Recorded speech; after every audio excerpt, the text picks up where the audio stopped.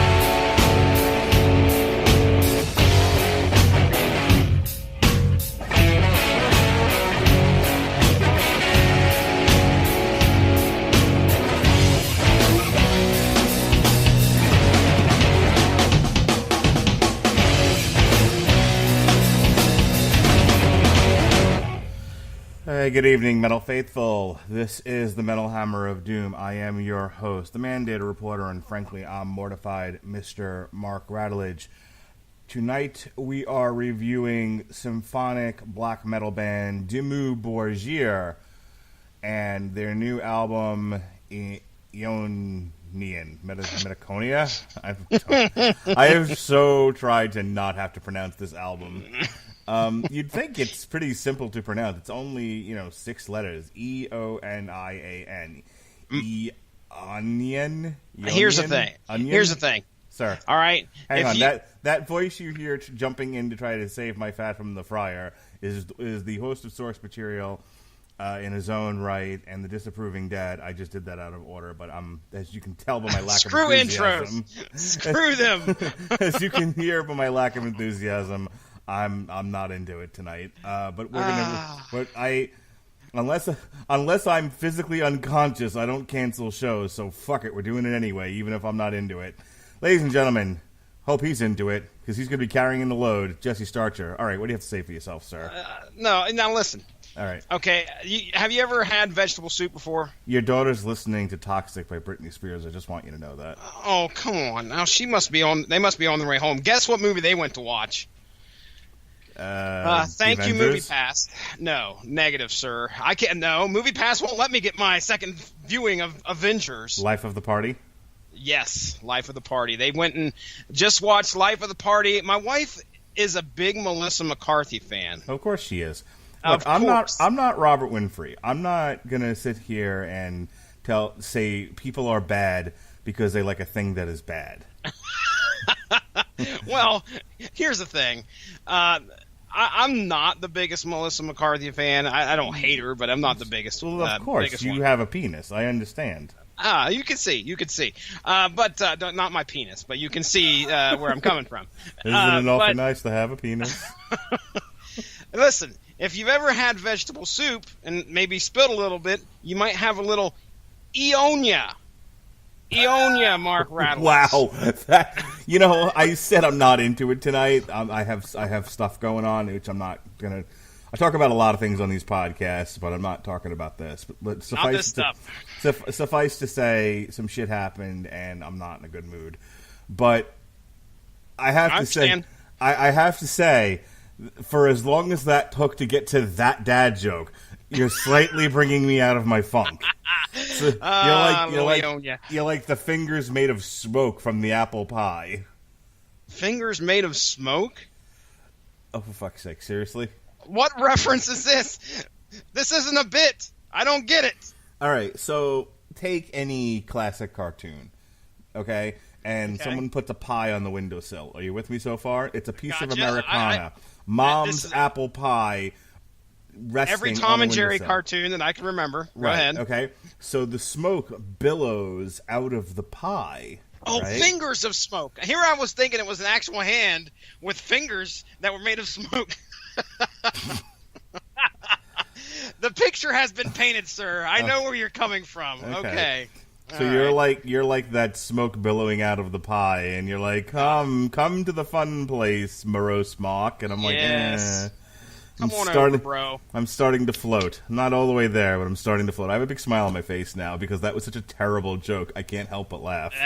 There's more to come here, probably, most likely. All right, be ready. So we're now going to refer to this album as Onion, by the way, because I'm not struggling with this all night.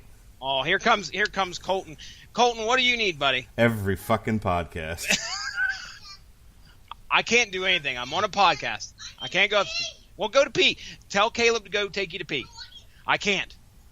All right, Mark, you talk for a couple seconds. I'll be right back. I must take this kid to pee since I'm the only one here, and Melissa McCarthy's getting her money. I'll be back. All right, so I have been listening to Dimmu Borgir for many, many years now. They do a really, really great cover of a Twisted Sister song, if I remember correctly, that I like a lot. So, Dimmu Borgir is a Norwegian symphonic black metal band from Oslo, Norway. Bagels. Pardon? Is this one of Jesse's children?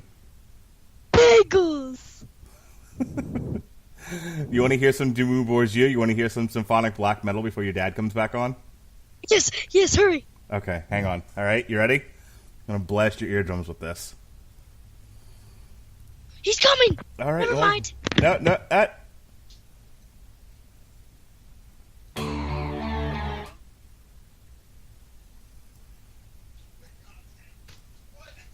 Think your kid ran away from me. All right. Anyway. Okay. You now. Come on down here and do something. Eagle face. Okay. I said, "Hey, kid, you want to hear some symphonic black metal?" And he was like, "Yeah." And then he saw you and ran away, and he didn't get to hear anything. Yeah, I'm babysitting tonight. Well, I say babysitting. Don't crucify me. But what I mean is the kids are hanging out with me. I was going to say, it's not babysitting when they're... I learned this from Roseanne tonight. They're not babysitting when they're your kids. It's a term that is used, okay? It's all right. You can use the term, and people understand where you're coming from. Okay, so as I was saying, as I read from the Wikipedia, Dimmu Borgir is a Norwegian symphonic black metal band from Oslo, Norway, formed in 1993. The name is derived from Dimmu Borgir, a volcanic formation in Iceland, the name of which means dock cities or dark castle or fortress in Icelandic, Faroese and Old Norse. I'm sure I'm not pronouncing all this right. The banana has been through numerous lineup changes over the years. Guitarists Silinos and vocalist Shagrith are the only original members who still remain, with guitarist Galder being a long-standing member. So, as far as Onion goes, it's the 1, 2, 3, 4, 5, 6, 7, 8, 9, 10th album. Their first album was For All Tid. Came out in 1995. The ones that I'm familiar with are Death Cult Armageddon from 2003, Puritanical Euphoric Misanthropia from 2001, and Spiritual Black Dimensions from 1999. Kind of before and after that, I'm not as familiar. I was talking about, they do a cover of Burn in Hell. That's the name of it. Have you ever heard Burn in Hell before? No. Are you familiar with the song by Twisted Sister, Burn in Hell? I bet you if I've heard it, I'll probably be like, okay, yeah, I remember that song, but not off the top of my head. All right, well, let's go ahead just for shits and giggles, and then we'll get into the album. Sorry, my Spotify's being really slow tonight. Let's go ahead and bring that up really quick. Let me ask you a question. Do you even know, have you heard much Twisted Sister outside of We're Not Going to Take It? Just out of curiosity. A little bit, maybe. Well, you got the the song that the Goofy Goober song's based off of. What not the are actual, you talking not the about? actual Goofy Goober song, but the I Wanna Rock. Okay. Okay, so have you ever watched SpongeBob the movie?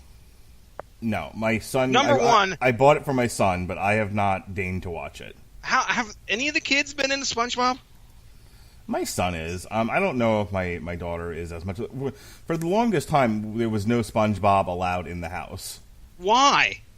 Oh, don't tell me you had some kind of a right-wing agenda against it or something. Wait a minute. Why does it have to be right wing? What the hell, man? I want to teach my kid values. I just felt. I think my wife and I both felt that as your mileage may vary, but how as an adult, how funny you think SpongeBob is. It's certainly not meant for. It's certainly not meant for adults. It's meant for kids. But So just as an aside, I am trying to reset my Spotify because it's taking way too long, and even shutting it. Yeah, Spotify not responding. God, wonderful. Damn That's you. wonderful. Yeah, so we're force quit that shit, and we're gonna restart it, and hopefully it starts responding. I think part of the problem is that there was an update, and I never did the update, so things aren't running the way Please they're supposed respond, Spotify. We may have to send you some archaic correspondence. Oh, boom! That's on the album, ladies and gentlemen. to. Well done. Anyway, so yeah, we just didn't feel like it was necessary for our kids to watch SpongeBob. It is a little too out there, a little too. I don't know if it's necessary for the kids to watch this. I mean, like I found out about it like 20 years ago. That's how long SpongeBob's been around, by the way. Because my friend's kid was watching it, and she's like 18 now. Wow. Yeah, it has been around for definitely a while. I mean, I can remember when Kira was born. I think they were on like season 4, so that was 2005, maybe even season 5 at that point. But Well, anyway, that would have made it come out in 2000. Yeah, it's close. It's close to 20 years, man. You're right. Do the kids don't watch Family Guy with you, right? You mentioned Family Guy an awful lot. They have watched reruns of Family Guy, yes. SpongeBob is clearly a better cartoon for kids to watch than Family Guy. I would not let the kids watch Family Guy without us being around, and I am okay with them watching SpongeBob. Mindy Starcher, how was Melissa McCarthy? She says it's fantastic, ladies and gentlemen. Go get your tickets now and watch. What was the name of the movie again? Life of the Party. Life of the Party. Yeah, it's basically a back to school with Rodney Dangerfield. Only it's Melissa McCarthy. Gotcha. My wife loves it. You want to watch Tammy now? She's never watched Tammy, and she's hated me for it. Has she seen the one with Michelle McCarthy and what's her face? Damn it! I'm losing everything. My memory, Everything my is words. My computer. Sandra Bullock. The Heat. Yeah. Yes, we have watched The Heat. Thank you. There are a damn. handful that I can name. I'm really watch. worried I'm getting early Alzheimer's because I can't remember shit these days. Last night on the TV party tonight, I couldn't remember prediction. The word prediction. I could not remember the word prediction. All right, I'm going to go ahead and play you Burn in Hell by Dimmu Borgir because fuck it, why not play some music on a music review podcast?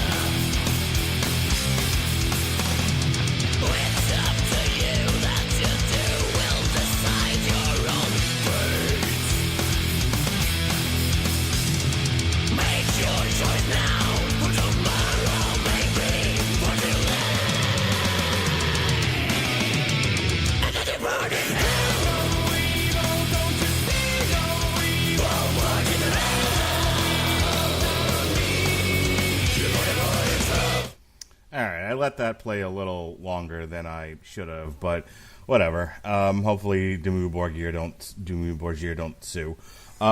Anyway, it's that was from Puritanical Euphoric Misanthropy. What'd you think of that, Jess? Yeah, I recognize that song. That was that in Pee-wee's Big Adventure. Oof. Not the Dimmu Borgir version, I can tell you that much. No, I'm talking about the Twisted Sister. There's a point where they do this montage I say montage. It's a chase scene throughout the back lot of like Universal Studios or whatever, and they keep going through, like they go through a monster movie, they go through something else, and then they end up on the set of a Twisted Sister video, and I swear this is the song. That is being you know played. What? Maybe now I actually remember that scene, and it was either that or, you know what? Google that really quick. I'm actually really curious now. I remember that. See no evil, don't you hear no evil? I remember that clearly, but right. I just don't remember if it's in that movie or if it's in a different movie. No, I know what you're talking about, and I'm fairly certain you're right. That's Pee-wee's Big Adventure. Okay, all right. So there you go. Yeah, I've heard that song before. And by the way, that cover kicks some ass. Yeah, it does. Because I mean, this is the first time I've ever listened to these guys. You know, this album straight through, and for being their 10th album, we'll talk about some of the reviews I heard here as we get through it. But regardless, that cover, of course, they're covering Twisted Sister, so it's a bit different from what we hear on this album tonight, but there is, you can draw parallels to the vocals for sure. All right, so you wanted me to play something, and yes. The search function on my Spotify isn't working again tonight. No! Like, I can get to my playlist, I can click around, but everything is working it's like occasionally Spotify on my computer, everything just runs slowly. I wouldn't be surprised if when we're done with this, there's going to be a whole lot of audio problems tonight. Oh, no. Because everything is running super slow. So was it an update to Spotify that you were supposed to do? Yeah, and I shut it down and I reopened it, and so I have the update now. Oh, well. I was going to ask if it was an update to your computer that was supposed to happen, but... All right, I give up on this. Like I know you gives up on it. That's all right. All right. So, how much, other than Burn in Hell, which you're vaguely familiar with, how much Dimmu Borgir have you heard in your lifetime? None, man. Not anything at all, unless other than what you guys have shared with me, which I think they did another cover, didn't they? Is there another cover that they did, or no? I'm thinking of. Who did the cover of Danger Zone that you guys shared with me? Children of Bodom. Yeah, there we go. Okay, I'm getting them confused. But no, this is the first time I've ever sat down and listened to these guys, and I had no idea what's come before, so I have nothing to base my opinion on other than what we hear in this album. Hey, now, you're not the hugest fan of black metal, symphonic or otherwise, if I remember correctly. You could say that Scar Symmetry, which I've mentioned them quite a few times on this podcast, they're a symphonic. They have elements of some death metal for sure. It's more progressive death metal, I guess I would say. But I don't mind the symphonic stuff. I don't mind them bringing in the symphony, the choir, and things like that. It's all about the some bands will take the death metal to the extreme, the black metal, I guess I would say. That's kind of where I'm step back and I'm like, eh. So if these guys represent what a true form of symphonic death metal is, then I don't hate it. I don't think it's that bad. All right, let's go ahead and play our first track of the night here. This is The Unveiling by Dimmu Borgir.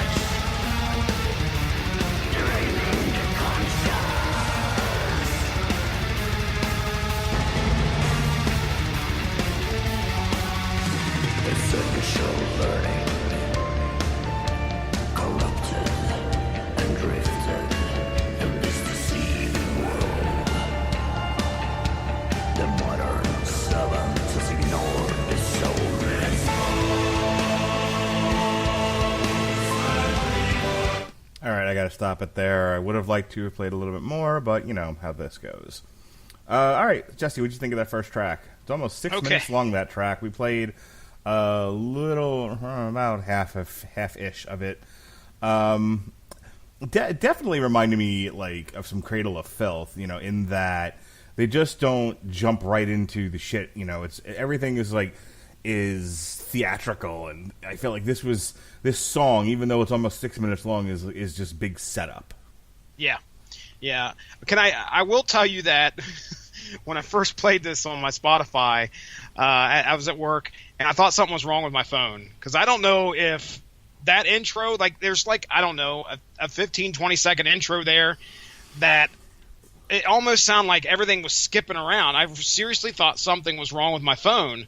And I was like looking at my phone, like, is it playing? And then, sure enough, finally it gets into the song. It's just a weird beginning to that song. It's very strange. But regardless, once it gets into the song, yeah, it's, I can dig it. Have you ever heard of the band Dark Tranquillity? Absolutely. Okay. I get that kind of a feel from this. Their vocals certainly aren't as, I guess I would say, clean as Dark Tranquillity, because that guy he's got a powerful voice. But I don't mind that here. It sounds good. They're setting you up with a good idea of what you're going to get through the rest of the album, which is you got your vocalist sounding like your vocalist is pretty much going to sound like that throughout the rest of this album. The choir's in there. We got some heavy metal going. It's a good time, and I mean, I love just listening to this. We get to the next song. I'll talk a little bit about the lyrics, but I can tell you that just looking at what we got here, these guys are speaking of my language.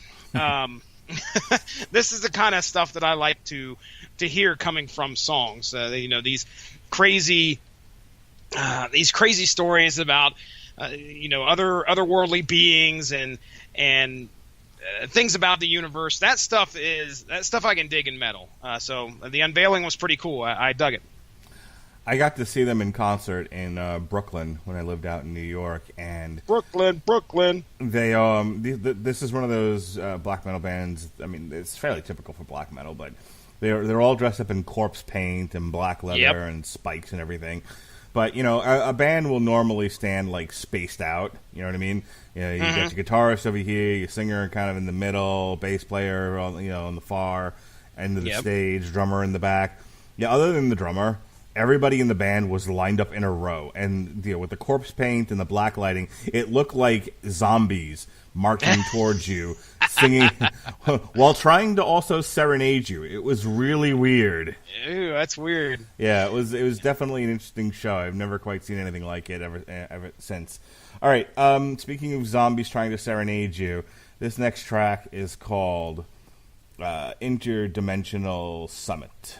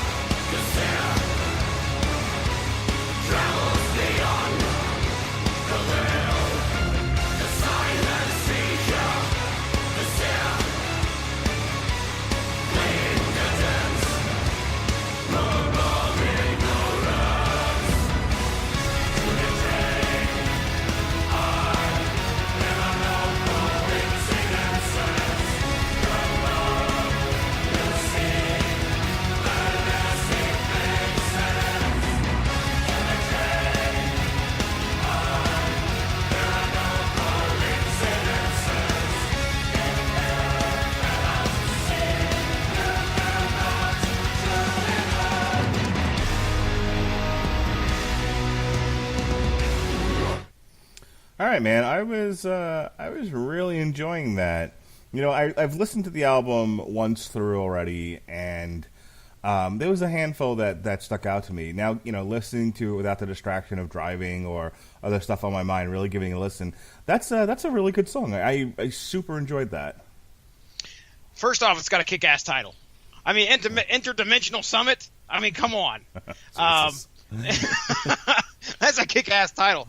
But lyrically, this is probably my favorite song off this album, specifically the choir chorus there, where I'll just read it to you here. It says, "To the trained eye, there are no coincidences.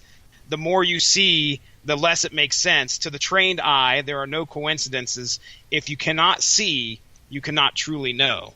Some good, deep, like M. Night Shyamalan Signs shit right there, okay?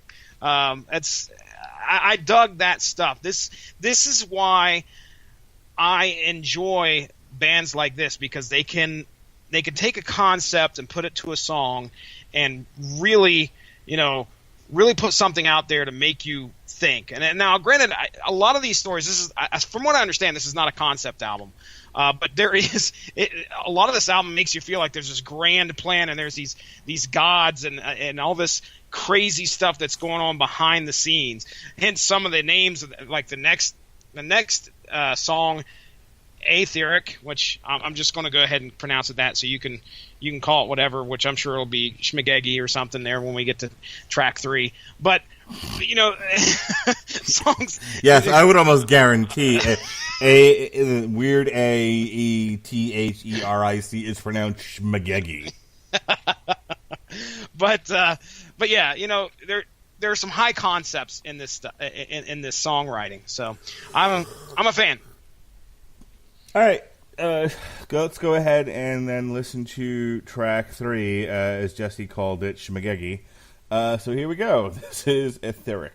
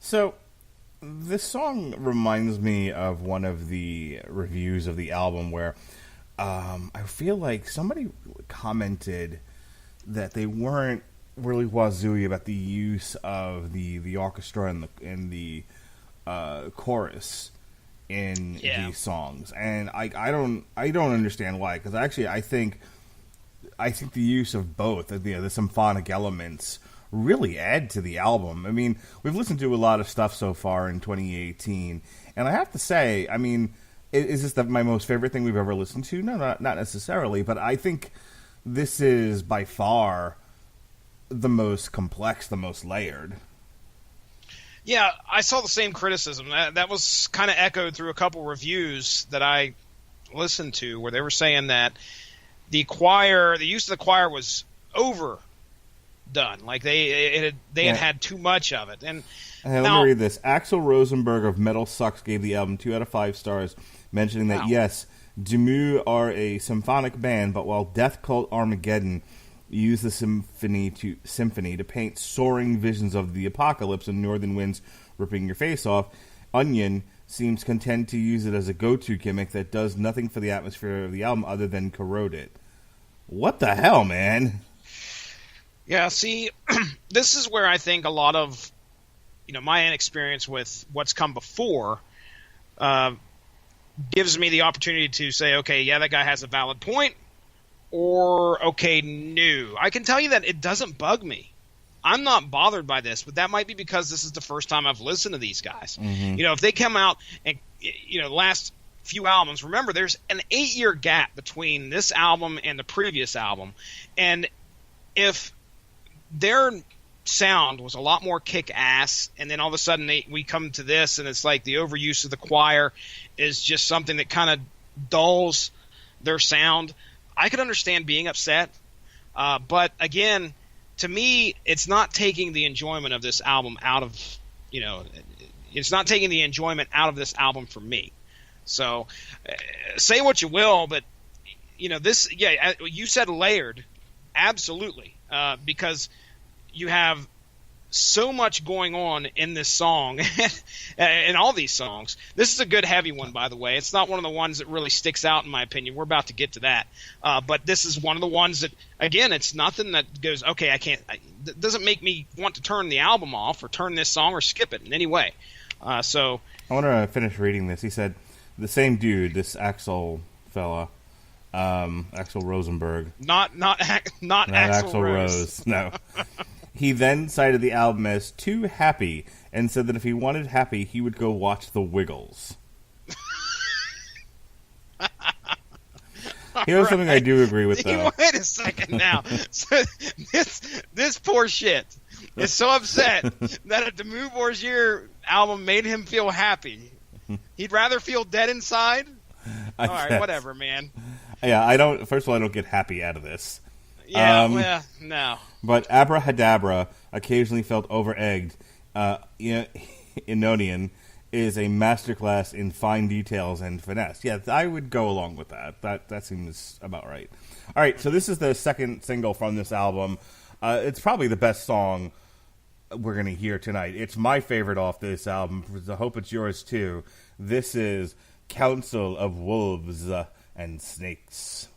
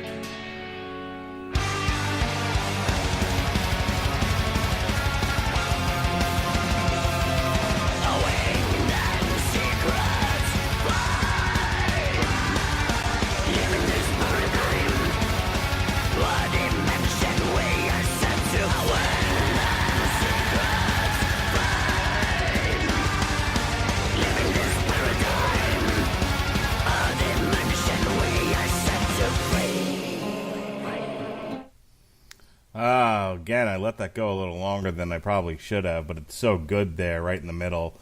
Council of Wolves and Snakes, that had a deep groove to it.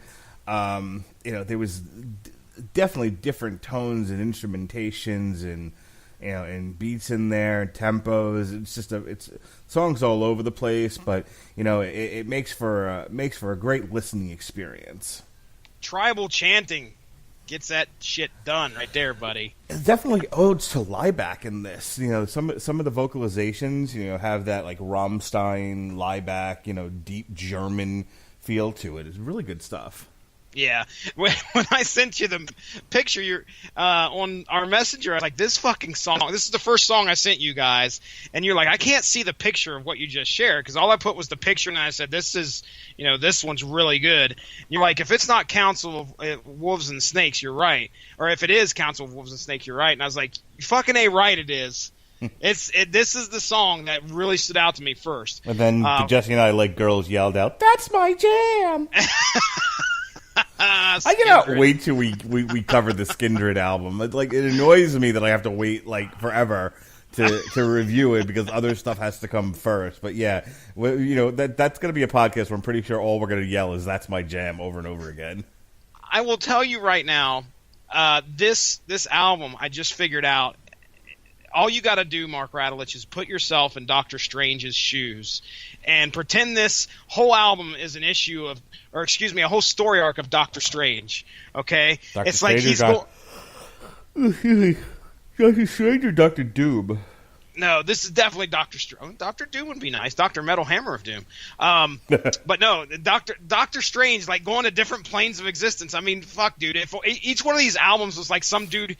Each one of these songs was some dude that he ran into, and that is what this mystical guy said. Like, part of this song right here, as pawns in this secret game, no one knows nothing. Yet in the realm of sacred play, everyone knows everything. And then you see like 10 arms come up out of this guy's body. It's fucking crazy. I need some aspiring artist out there to draw me a picture of Doctor Doom choking a horse, and. That's going to be our title card.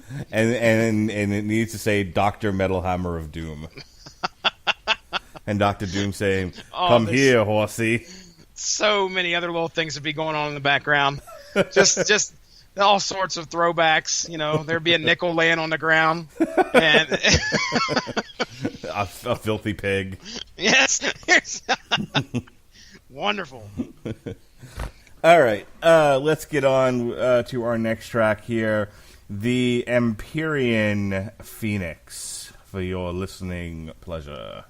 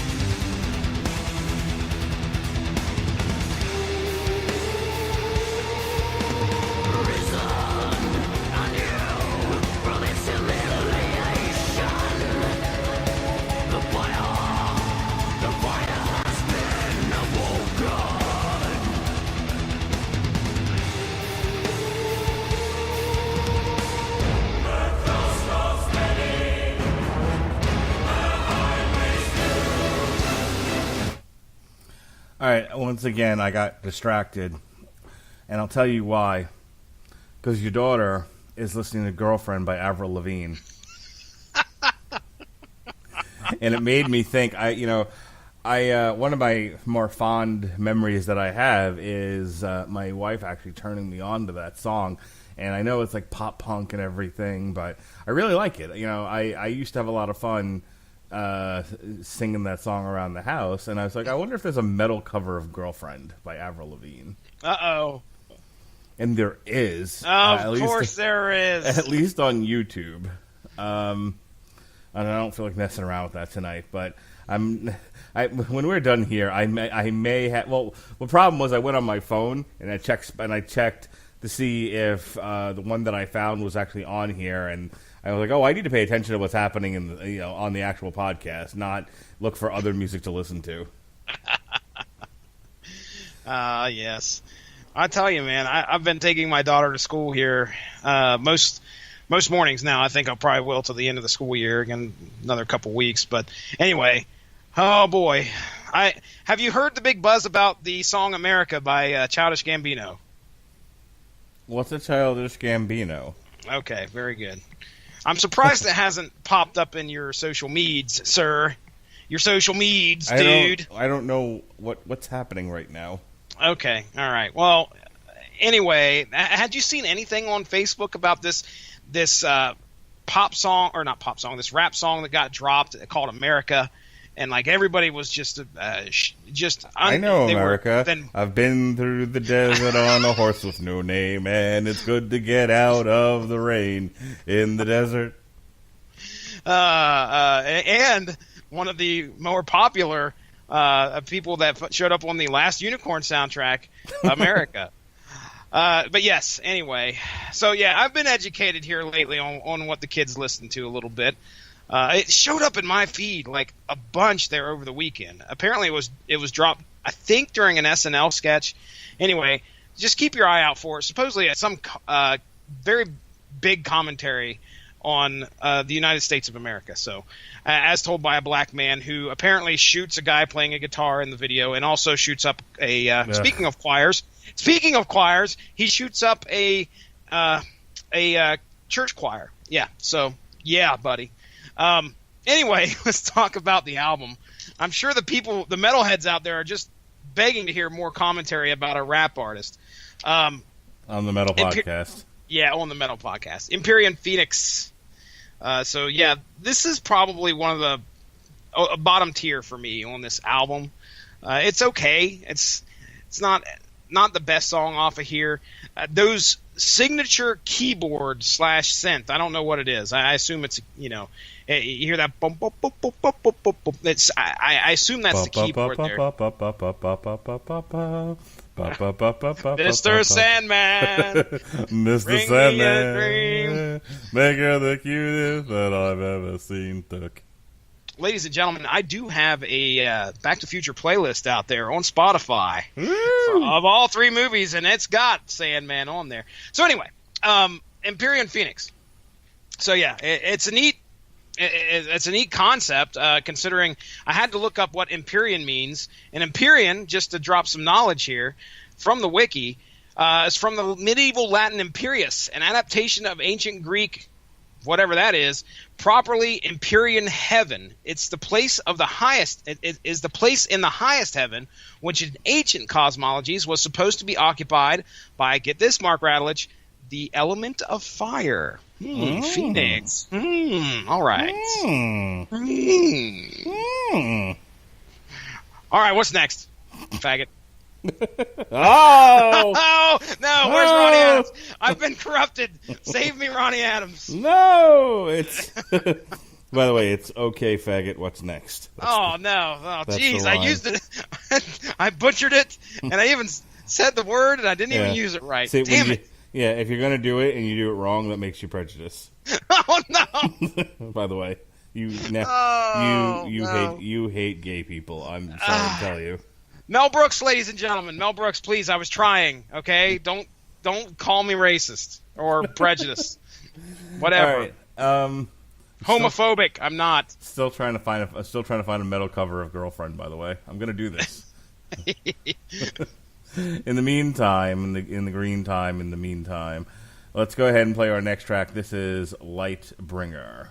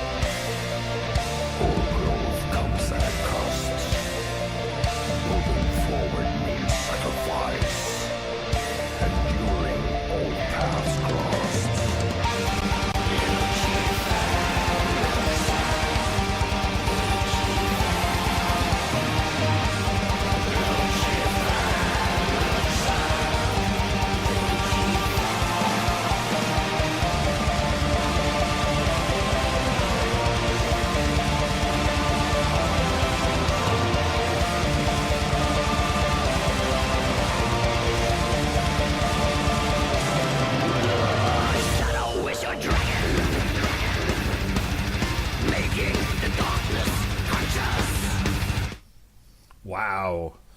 Easily second best song on the album. That's impressive. At 6 minutes and 6 seconds. That is, again, that's the thing. Like, Dimmu Borgir really do set a tone, and again, it's orchestral, it's theatrical, but it's still heavy.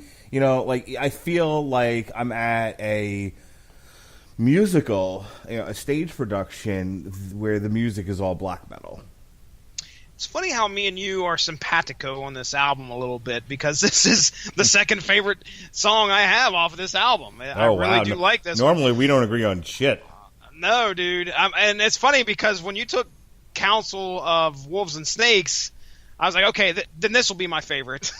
But here's the thing. The reason why this is my second favorite is, dude, it starts out heavy as shit, and then it kind of morphs into something, which it ain't bad, but there's a couple times on this album where the song starts and I'm like, oh yeah, here we go. This is some good shit. But their sound is, I guess, one I would say they're a morphing sound, not amorphous, which I think we're going to be covering later this year at some point. Yep. But it kind of morphs into something different. And the song into when it starts Zord. out, that'd been awesome. But the sound doesn't stay the same at the beginning towards the end, and that's perfectly fine. It's just a representation of how the song evolves. But yeah, I love the way this one starts out, and it stays heavy throughout. There's another song on here that kind of evolves into something that I really love, and it's coming up, I believe. But I mean, I was just looking this up, by the way. I was trying to figure out some of the stuff in the lyrics. By the way, okay, I'm on Quora.com. So there's a part in the lyrics here. It says Lucifer, Lux, Lucifer. Okay? Now, have you ever heard that phrase before? Nope. Okay, well, we know who Lucifer usually represents, especially in he just got a show canceled. Especially in a death metal band. Well, what's funny is Quora, when I type these terms in, Quora.com, it says, why is Lucifer's club called Lux? So apparently on the show Lucifer, he has a nightclub. He owns a nightclub called Lux. All right, so here we go. As to why the comics... hold on. Kira's coming down the stairs. What is the deal? I'm in the middle of talking about Satan. I'm on a podcast. I'm in the middle of talking about Satan. What? It says yes. Will you please take this Facebook stuff out of here? Everybody's just looking for a reason to fight on Facebook, and it's Laurel. So go on upstairs, please. Wait. It's Laurel. Please, it was good seeing you. Did she say it was something about the yams? Mark Radlich, I know that you probably haven't been on Facebook much tonight, but if you do, you may see Andrew Graham posting something about Laurel and Yanny. Okay? Okay, I've seen a few people respond. So my wife's ex-fiance's baby mama in a polyamorous relationship, who's also a college professor, so she's super liberal, said something about yams and gammy or whatever the fuck you just said. Yams and gammy. Yams and gammy. I don't know what's happening here, but that's the first person who I saw mention it. And she's pretty woke, Jesse Starcher. I just want you to know that. I'm not going to call her my friend, but this woman I know through my wife and her ex-fiance who's in a polyamorous relationship, and that's his baby mama. Hey, acquaintance works. Acquaintance works in this situation. This dame I know, she's pretty woke. I'm just saying. And what'd she say it was? All right, hang on. Now I got to go on Facebook. Okay. Yeah, she ain't woke enough. If she's saying it's Yanny, she's mistaken. No, but, I don't know what she's saying. Look, this could have been another fucking language for all I knew. Right, dude, okay, here's the deal. Let's let our listeners in, because this is going to date this podcast, because this is the same as the blue dress with the white stripes and the gold stripes. Oh, that thing. Oh my god, yes, I hated this that. Is very, that was the worst very week of my life, and I've been divorced. Very, very similar. Because what happens is, if you play this, people will hear either the word Laurel or the word Yanny. All right? And my daughter just come downstairs trying to tell me it said Yanny. Now, okay, I have already heard a theory as to why we're hearing different things. It wasn't my wife's fiance's baby mama. It was actually just my wife's ex-fiance. And here's what he wrote. He said, Laurel. I don't think anyone actually thinks it's anything but Laurel. I think that's a conceit to allow people to troll. Oh, okay. Thank you, sir. That is a good answer. I don't know what any of this means. What? Well, Mark, what the hell are we talking about? You either find this out before you go to bed, or you go to sleep waiting to wake up and learn about it tomorrow, because it's going to show up at some time. I'm not going to learn about anything tomorrow. I need you to explain this to me now. Okay. When you play this soundbite, you either hear Laurel or you hear Yanny. Now, I don't know... What soundbite? Well, here, I will play... I will... Let's go ahead. I mean, if we can play it, if it'll let you play it on there... I don't think we have a Spotify link to it, but let me head to... It's in my feed here in just a second. Let me see if I can find it, because somebody actually had the clip. And, I mean, social media has just erupted just like that stupid ass gold blue dress. All right, here we go.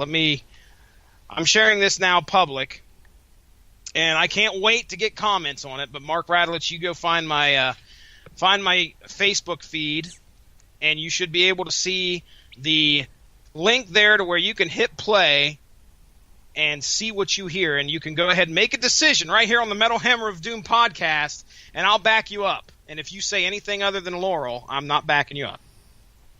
Okay. What do you hear, Yanni or Laurel? Push play. Okay. I'm going to push play. Laurel. Laurel. Laurel. Laurel. Laurel.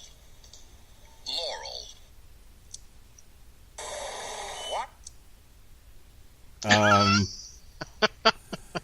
I heard Laurel several times. Okay. All right. Now, somehow, some way, people are hearing Yanni.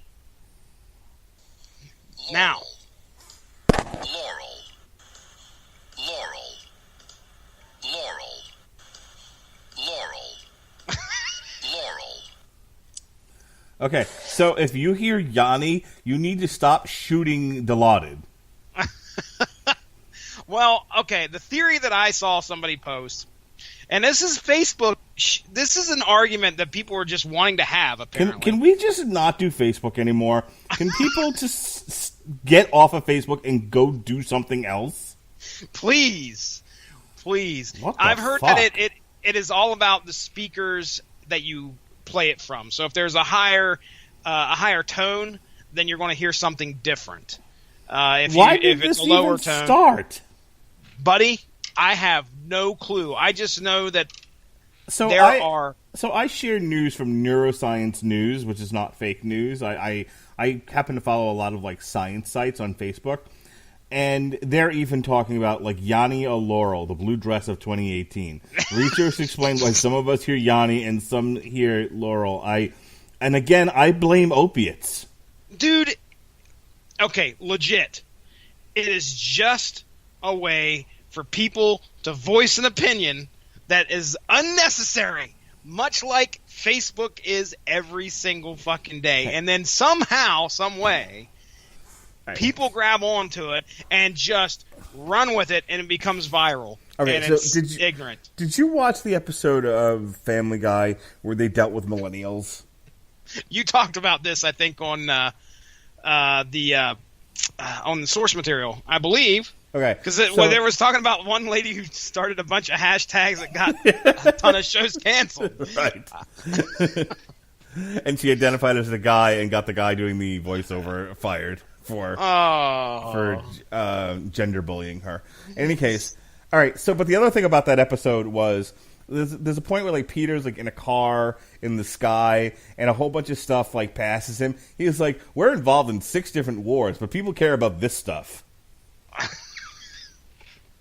Isn't that the truth?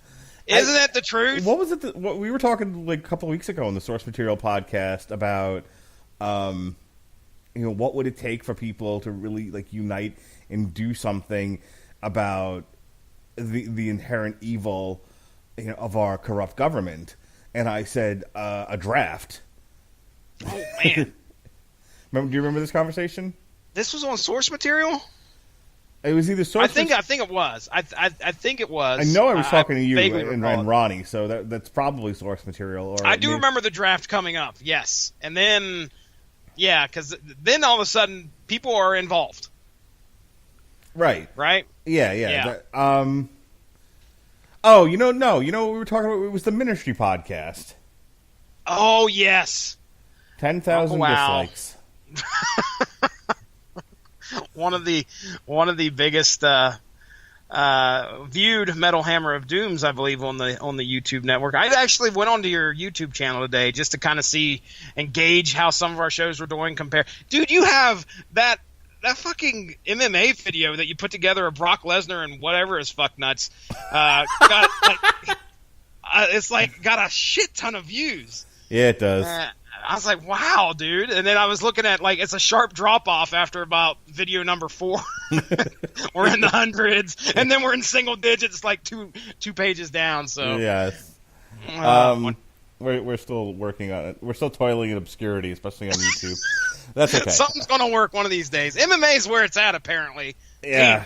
Well, you know what's funny? One of the comments on that was, like, use video instead of pictures, dick. Like, all right, take it easy. I was experimenting. He felt betrayed. He come there to watch the video, right. Asshole. Yeah, and this was years ago. I mean, this is when Brock Lesnar was, like, actively fighting in MMA and was fighting Shane Carwin. So that gives you an idea of how long ago this was. I definitely did not have video capture technology on my computer at that time. Just to let you know, my aunt has chimed in and said she hears Laurel. Okay, I'm glad we get a vote. We are getting a vote here, ladies and gentlemen. Can we go back 20 minutes to when your daughter decided to interrupt the podcast with this? I mean, come on. I was talking about Satan. Of all things, to interrupt me with Yanni and Laurel, I'm talking about Satan. All right, so why did she come down the stairs? Why did your children feel the... My children are asleep right now and have been since 8 o'clock. Why do yours feel the need to interrupt Mine came down here to play that damn thing for me and told me to settle the argument between her and the wife. I said, it's Laurel. Now go back upstairs. So I've settled the argument. Go back upstairs and tell them it's Satan is what it's saying. Do you not hear Satan over and over again? It says delete your Twitter. delete your Facebook, faggot. Please. So I gotta tell you, speaking of faggot, I gotta tell you a story real quick, and then we'll get back to the music. Oh my! This whole segment has been way too long, but that's okay. So I had to go evaluate somebody the other day, and what had happened was he wrote a request to speak with somebody about the canteen that he never received. Now, do you know what canteen is? A canteen is like a little thing that holds liquid? Yes, but that's not what the term means in jails and prisons. Oh, well then. Okay. Please educate me, sir. I have no idea. Canteen is a catch-all term for extraneous items that you can buy from the canteen store. Oh, okay. So, let's say you don't want to eat the meal served in the cafeteria. You can go to the canteen store and you can buy cup of noodle soup. Okay. Gotcha. You can buy honey buns, you can buy candy bars, cookies, etc. Now, you can also buy, other items like pencils and, paper to write letters, should you enjoy that sort of thing, batteries, whatever. Whatever you need to kind of, get through your day in the jail or the prison, you can get from the canteen store if you have money. You understand? Yep, I got you. All right. So this guy ordered a bag of canteen. I'm sure it was nothing but cookies, Fritos, and honey buns. And he hadn't gotten it yet. So he doesn't speak. He can speak some English, but he can't write in English. So he has somebody write for him. Now, you're familiar with the phrase, I'm so hungry I could eat a horse? Yes, sir. Okay. Some interpret it as horse, some say it's house. Some say it's Yanni, some say it's Laurel. Oh, shit. Either way, it's whatever. So, but we all know that when someone says, I'm so hungry I could eat a horse, or I could eat a house, they aren't literally saying they're going to eat a horse, come eat a horsey. Okay? They are exaggerating for dramatic purpose. That's right. So he dictated the complaint form. And he had this guy write it for him. And the guy, instead of writing what he meant, wrote literally what he said. So the complaint read, I have not gotten my bag of canteen, and I'm so hungry I could eat someone. Oh, no. Stop playing with my emotions, you fucking homos. Now, my favorite part of it was referring to the deputies as you fucking homos. And as soon as I saw that, I wouldn't stop referring to any deputy, including the sergeant, as you fucking homos. Because I could get away with it for at least 5 minutes, and I use that 5 minutes wisely as I could. Oh, you damn straight. So... yeah, for a good 5-10 minutes there, they're like, hey, did you evaluate so-and-so? I'm like, I certainly did, you fucking homos. And all they could do was laugh. But, everybody else understood what was happening, and despite the fact that I had to give the guy, like, a legit evaluation, I was like, yeah, no, he was fine. He was just saying that he's hungry. And I had to ask, like, one of the sergeant, like, why would this even come to me? Like, you guys couldn't figure out that he was being facetious? And he was like, yeah, one of my deputies is a cyborg. Oh, jeez. I'm like, okay, then. Got it. Human emotion escapes him. Yeah, I would be so concerned. I could eat a person. He was concerned that he was going to be accountable and eat somebody. Wow. And in cases where somebody may hurt themselves or somebody else, and certainly eating someone would hurt someone else. This man needs evaluated. I had to evaluate him to see if he needed to be put in isolation. All right, speaking of isolation, this is... and Satan and Laurel and Hardy and everything else. This is I Am Sovereign.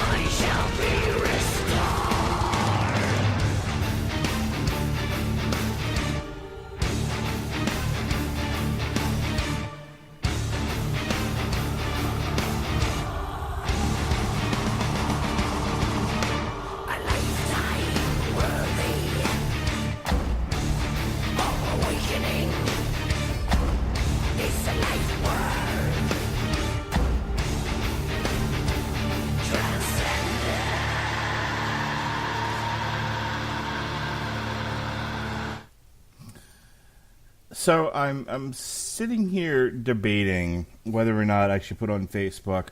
Just got hip to the Yanni Laurel debate, and I want to punch myself in the throat. Hashtag delete Facebook. Hashtag Laurel. Hashtag Laurel. No, hashtag delete Facebook.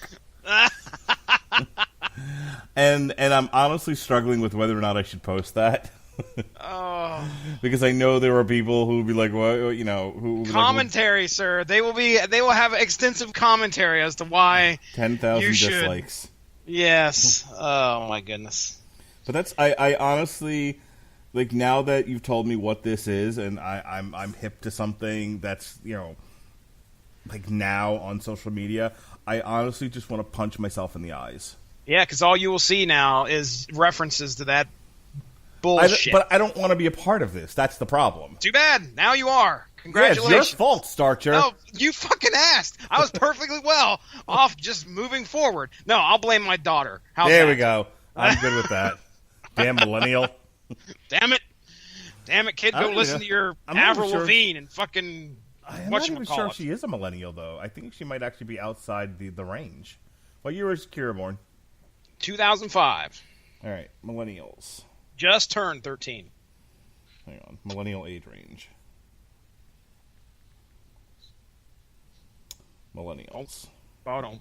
Just real quick, before we move on to the next song, I want to just say that this song, I Am Sovereign, morphed into something that I really, really liked. We were just kind of getting into it, which is fine. I mean, I understand we got the limitations of what we can play, but I'll tell you right now, it's almost like sometimes when you hit a 6 minute 48 second song like we do here, it's two songs kind of mashed together, that's great, but it turns into something that I really like. So that's my comments on it. All right, so millennials, otherwise known as Generation Y, says there are no precise dates for when this cohort starts or ends. Demographers and researchers typically use the early 1980s as starting birth years, and the mid-90s to early 2000s as ending birth years. And she was for millennials. Yeah. 2005. So maybe. Oh man. But if that's not the case, I wonder what she would be considered. I don't know what it'd be pretty nascent, whatever it is. Nascent. But I found this also. Millennials, a person reaching young adulthood in the early 21st century. It's about right. I'd say we're still early 21st century, maybe. Stretching it. You tell that millennial to lay off this podcast. Let me talk about Satan. Can't we talk about Satan in peace? Jesus Christ. I come down to the dungeon for one reason and one reason only, to talk about Satan. Hell fucking Satan. Remember an hour ago when I was in a bad mood? All right. Let's go ahead. And speaking of millennials, this next song is called Archaic Correspondence. Here we go.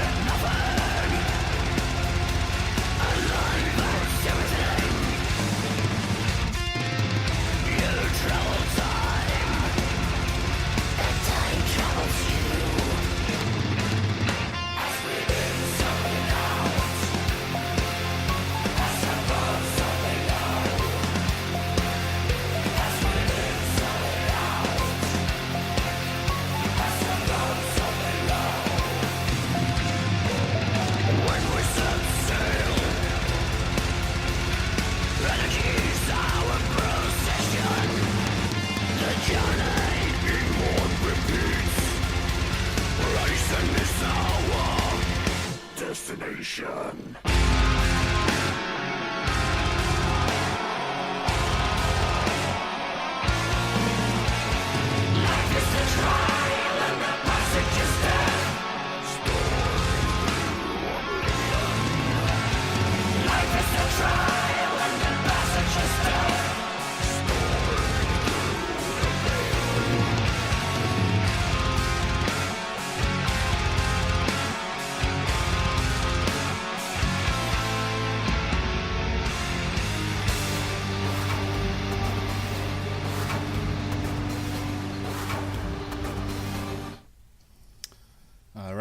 All right. Ah, shit. There we go. All right.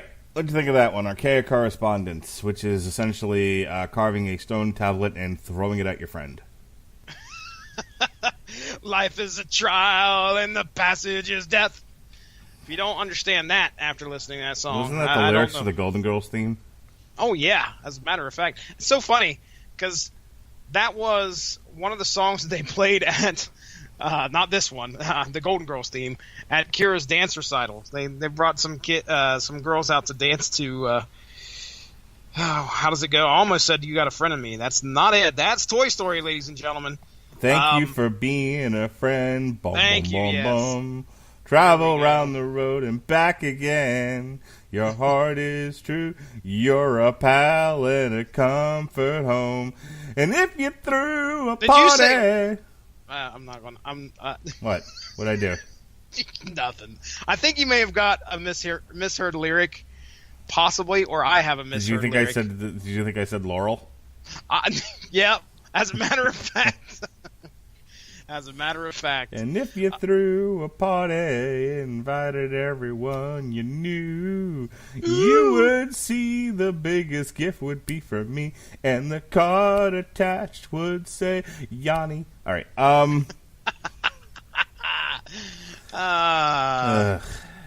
Go on social media and look what I shared right now. Oh my God! Should have tagged you in it. Delete your Facebook, faggot. Delete. Hashtag. All right. So.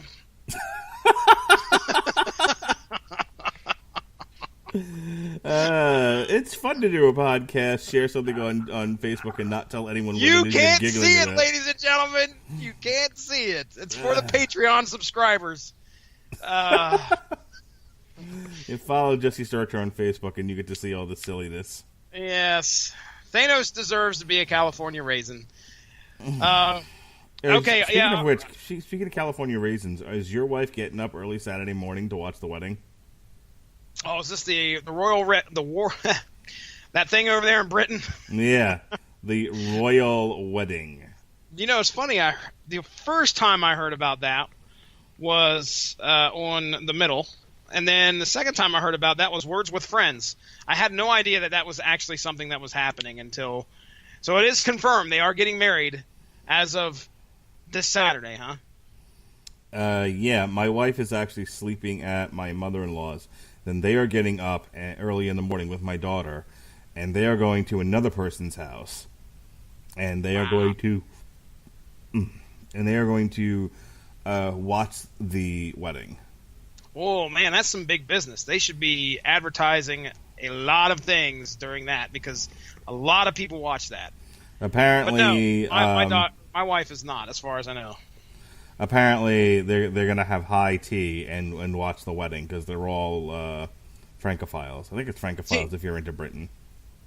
Tea and biscuits or crumpets? Probably biscuits. Francophiles?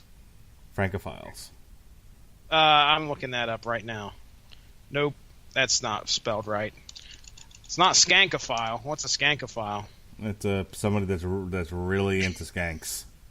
I'm a skankophile. I'll be honest with you. Woo! I like my women on a trashy side. Spankophile. What are you doing over there?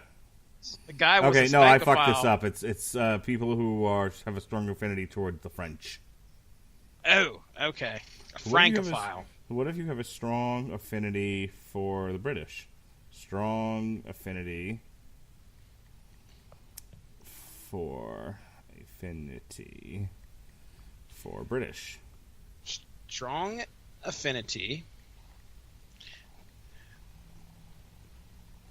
What do they say? Good podcast right here.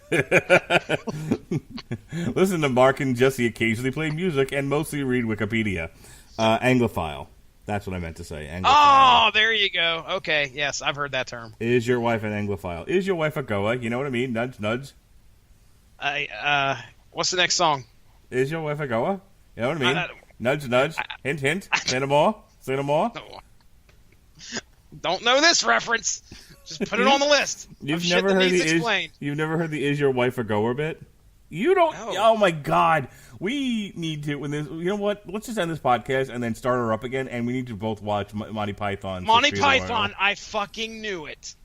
Surprise, surprise! A Monty Python reference that I don't get. How do you not? Oh my God! Just do me a favor and start making like a bunch of fucking Game of Thrones references too while you're at it.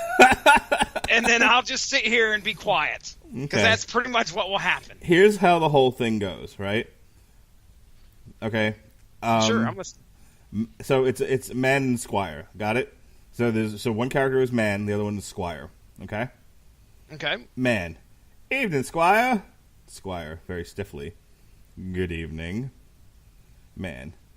Is your wife a goer, eh? Know what I mean? Know what I mean? Nudge, nudge. Know what I mean? Say no more. Squire, I beg your pardon. Your wife, does she go, eh? Does she go, eh?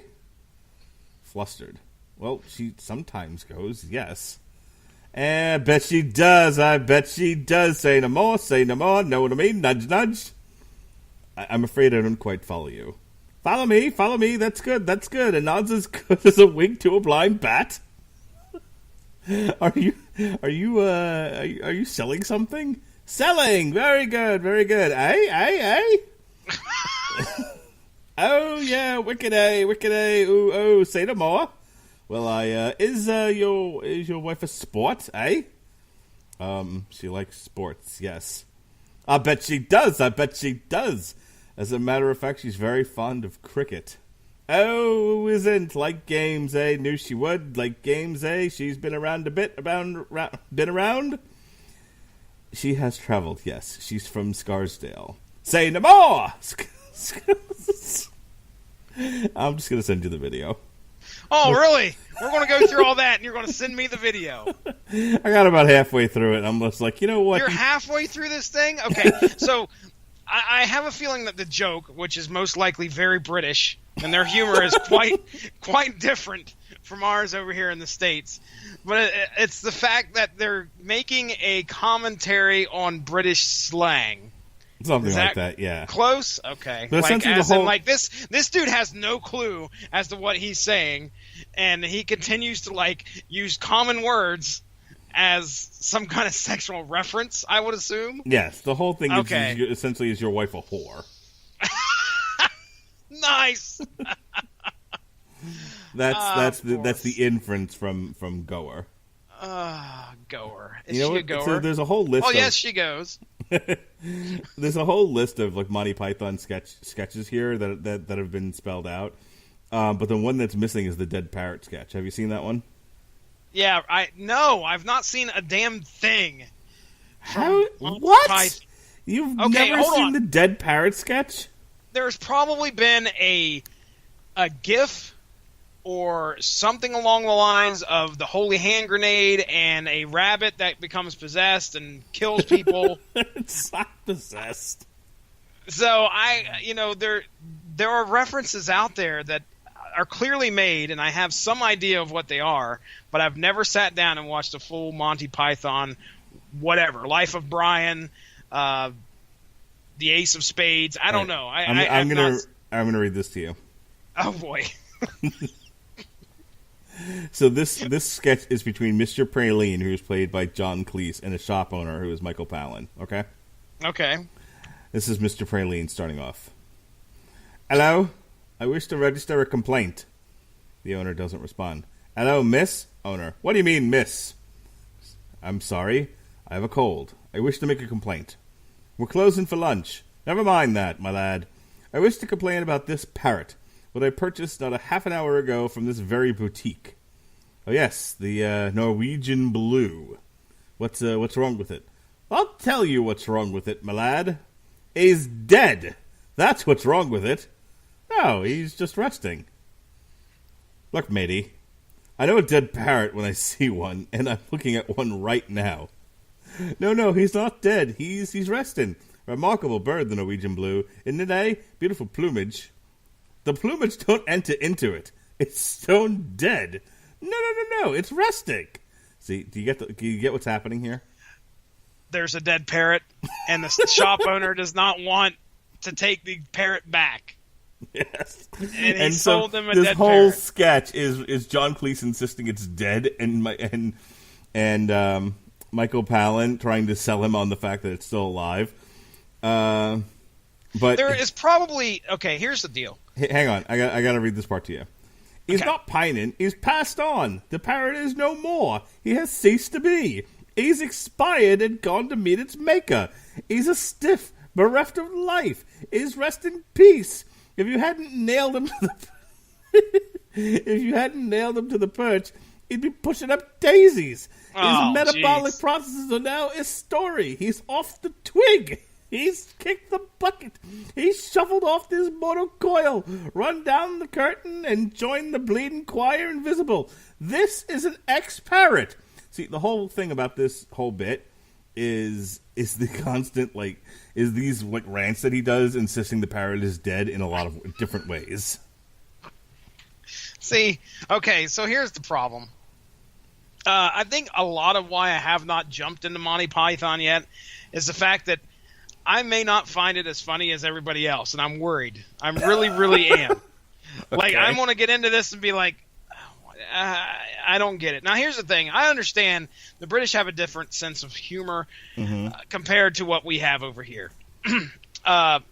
I enjoy Doctor Who, which is a British television series. I've seen a couple other British television series, but I'm really worried that 1970s fucking Monty Python may fall upon deaf ears over here.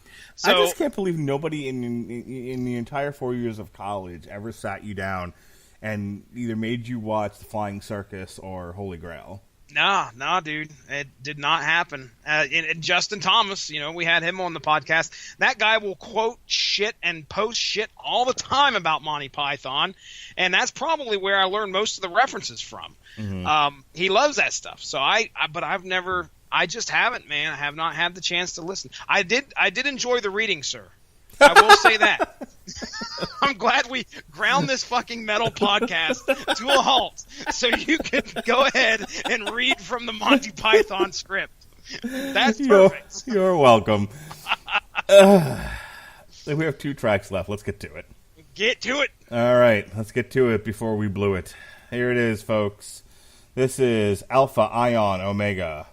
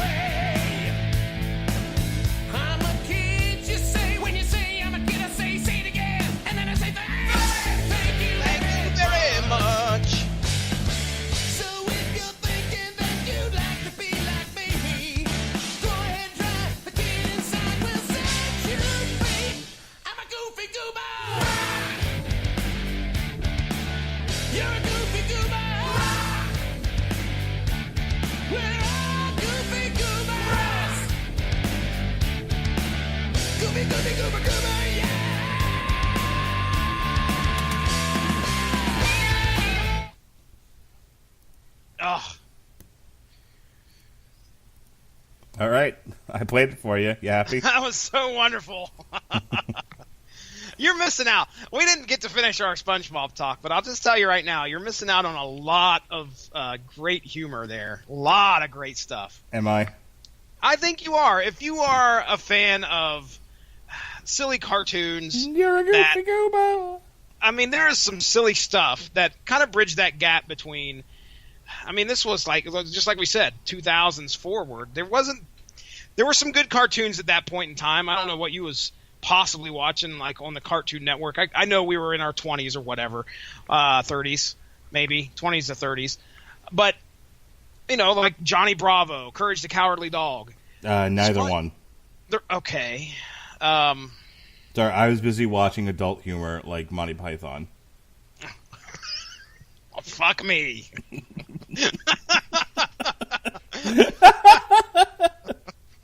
Well, I'll tell you right now, you should absolutely let Jonas watch. I would hope that Jonas and Lily both make let him tons watch of SpongeBob references that you don't get. I let him watch SpongeBob. You'll feel like you're in my... All right, okay. take it the fuck easy. I let him watch SpongeBob. I just don't watch it. I don't know what the fuck any of that shit is. You're missing out on so much. So much. Schmitty Werbenman Jensen, you're missing out on... You know what I remember? I remember the one episode of SpongeBob from 20 years ago that I watched when my friend turned me on to it because his kid watched it, as I said before, and it was the squirrel in the astronaut outfit underneath the water...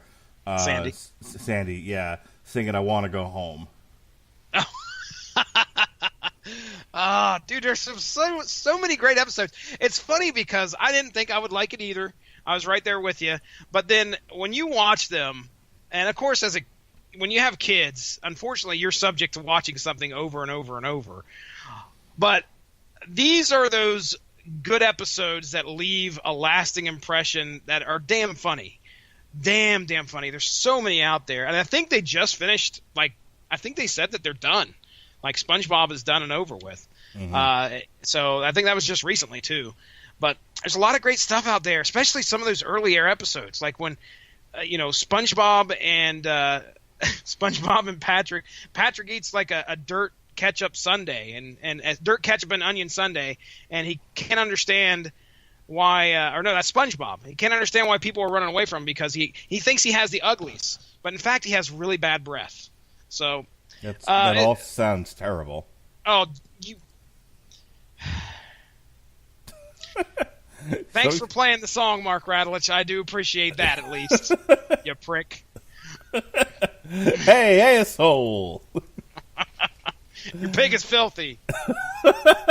Yay. All right, I'm done. Are you done? I'm done for the evening. I hear you.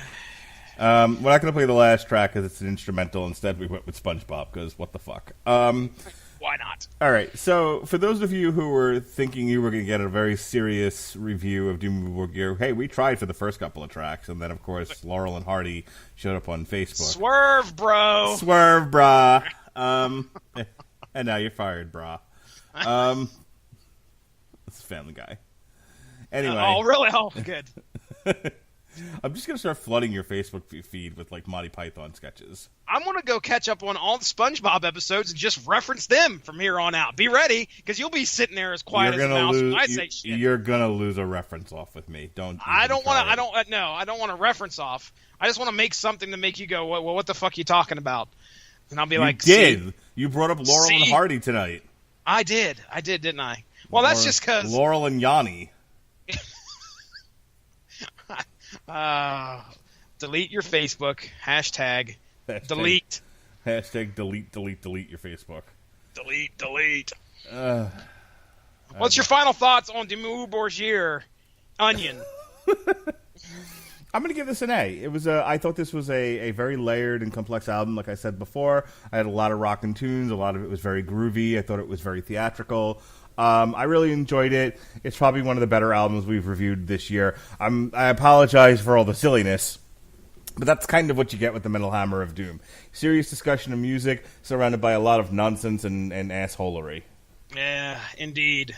We make you work to listen to these tracks, ladies and gentlemen. We make you work to listen to this podcast.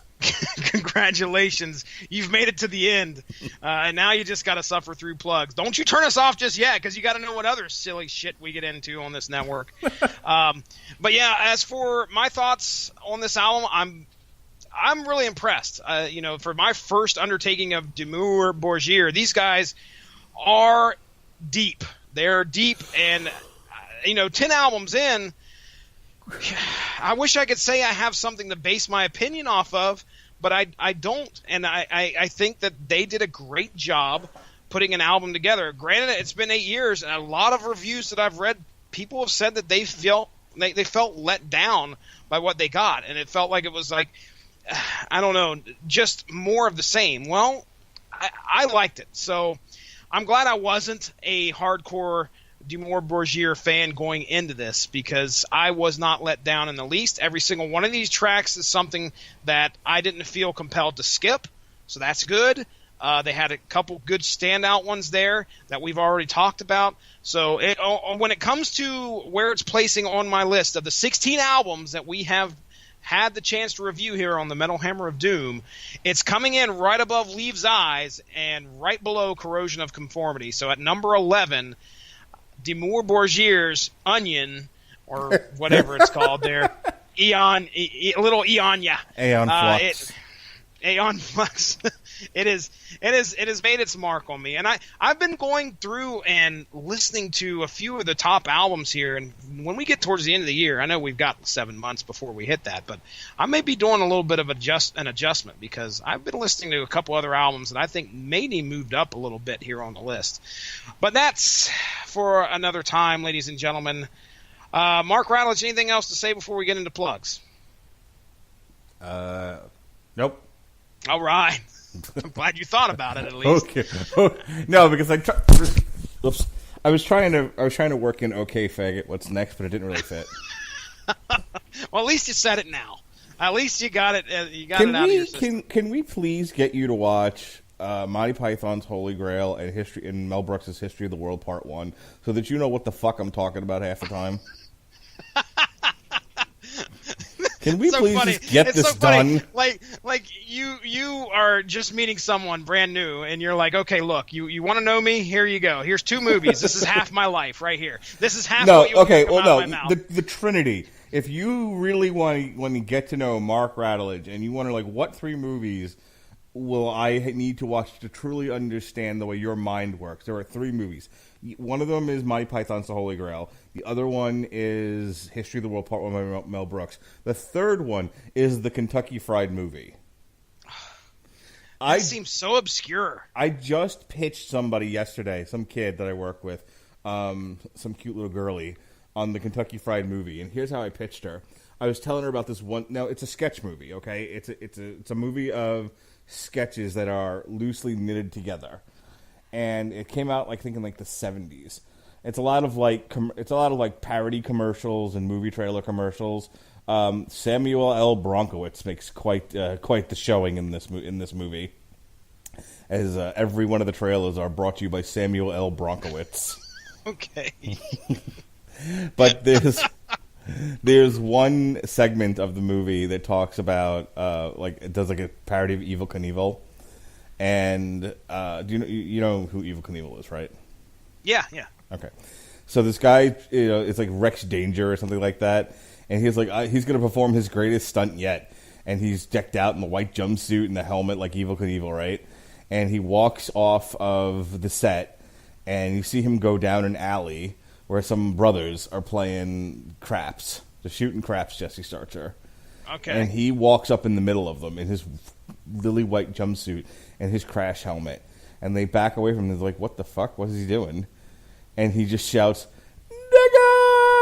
Oh my gosh. And runs down the street. and they take and they pause for a moment. And they're like, "Get him!" And they all start chasing him down the street. Oh, it's horrible. That's great. Do you remember Super Dave Osborne? I know the name Super Dave. I don't think I ever watched anything. Right. Well, you mentioned Evel Knievel. I immediately thought of Super Dave Osborne from, I think if I remember right, it was showed up on the Gary Shandling show and then ended up having his own series. All right. But, yeah, what do you think of that? I'll take your reference and I'll reference. So I don't know if I've ever said it on here, but I'm also very fond of saying, if you're a tourist, see a florist, which is from the Kentucky Fried Movie. The other thing I'm very fond of saying is, if I were sleeping and you were my alarm clock, how would you wake me up? I wouldn't. I'm no ding-a-ling, and then he gets his neck broken. It's funny in context. Okay. Take your word for it. So, when you get off this podcast tonight, you have 3 movies to watch. Yeah, when I get off this podcast, I'm going to bed. And then maybe I'll think about watching your movies some other time. Oh, Jesse, why don't you stay up till 3 o'clock in the morning when you got to get up at 6? Well, there might be a reason. Indulge me, Jesse. Indulge me. Yeah, considering. I wonder if any at least some of the bits are on YouTube. I'm sure they've got to be. When you wake up, you're going to have so many video clips on your Facebook page. All right. Next week on the Rattlegion Broadcasting Network. Well, first of all, this past week we took some time out to explore the character of the Green Arrow. First, we looked at the comic book, The Longbow Hunters, and we reviewed that, talked about it, etc.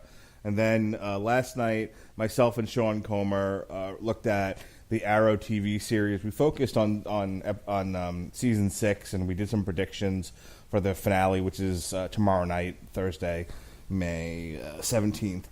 But we also looked back at the series and how it developed and evolved, and some of the often repeated tropes. Some of the characters that should have stayed dead that are unfortunately still alive, or there's doppelgangers of, etc. So we had an hour-long discussion about it, but we cut right to the heart of the matter. Next week, it's all things Deadpool. We're looking at Deadpool versus X-Force on the Source Material podcast, and then, of course, it's the winter of Robert Winfrey's discontent. That continues as we review Deadpool 2. He hated Deadpool 1, and I beat him up for it. I shoved him in a locker until he promised to have fun. I'm going to let him out of the locker now, and hopefully he'll have had fun with Deadpool 2. We're going to have some fun, though, in the Metal Hammer of Doom next week, because it's Five-Finger Death Punch, brah! Oh, damn. Change will be picked up. That's right. We're going to be picking up change and daisies all day long. It's going to be a windmill for your ass. Let's go with the donkey punch. Here we go. It's mule kicks and donkey punches. That's what I think about when I think of Five-Finger Death Punch. So it's an injustice for none. Hope you'll all tune in and enjoy that. And rumor has it, Screaming Boy will be hosting a show where we're going to talk about obscure X-Men figures. This was out of the blue for me. I saw this pop up in the chat, and I'm like, whoa, where'd this come from? So yeah, I'm curious. Justin pitched me on it, and then I said, okay, well, this really fits more under the Screaming Boy umbrella, so why don't you pitch Ronnie on it? And Ronnie was up for it, but I think his schedule's kind of tight right now. Hallelujah, all the people in the back. Hallelujah, it's tight like that. So, I know that reference. Yeah, you do. Yeah, you do. You damn right. So, yeah, we're just waiting on Ronnie to kick that off. And so look for some Screaming Boy. We'll have some Metal Hammer of Doom extras this weekend for Five-Finger Death Punch, because they have a shitload of videos that we can look at. There might be a commentary up here or there, depending on the availability of myself and some of our podcast cohorts. So you never know what little Easter eggs you'll find here on the Rattlegion Broadcasting Network, along with our main shows. I'm going to pitch it over to Jesse now. All right. So, yeah, we do have some Metal Hammer of Doom extras. Okay, you're next. Yeah. We do have some Metal Hammer of Doom extras that are kind of like in the can, but we've got to put them together. So me and Mark had a fun time talking about the cold November rain.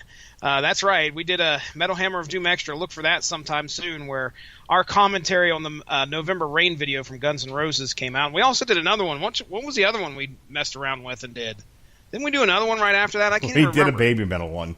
Oh, that's right. The new Baby Metal release, which was interesting. It was world-ending and apocalyptic and all sorts of crazy superhero stuff going on in that video. 5 million dislikes. Baby Metal fans. Damn. But yeah, ladies and gentlemen, go give the Radulich in Broadcasting Network Facebook page a like to stay up on top of all the great podcasts that we have to offer. We do all sorts of different discussions on different topics, such as MMA, video games. We also do talks. Yeah, that's right. Discussions, talks about comic books. We are at over 160 episodes on the Source Material podcast. So if there's a comic book you've liked to read in the past, or you'd like to hear a couple guys talk about, you could probably find something in there that you're interested in or have read in the past. So check that out. Give it a listen. A listen's a listen. Other than that, I think that's about it. You can check us out on Stitcher, iTunes Radio, TuneIn Radio, iTunes Radio?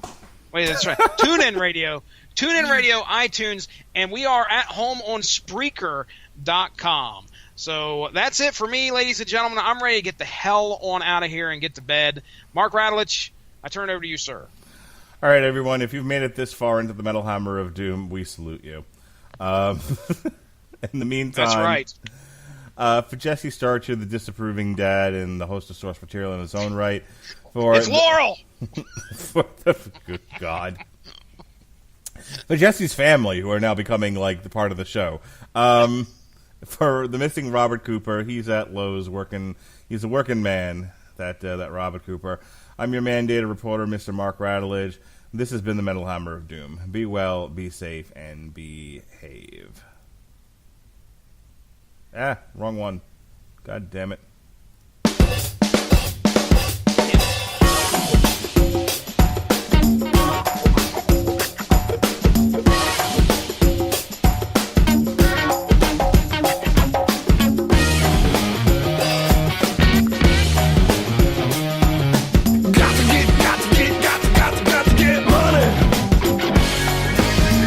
Don't miss Old Navy's Saturday Steal. Get 50% off all shorts, graphic tees for just $5, and a free baseball cap with a $50 purchase. Tees valid 5/19 select styles. Shorts excludes active and in-store clearance. Limit 1 cap.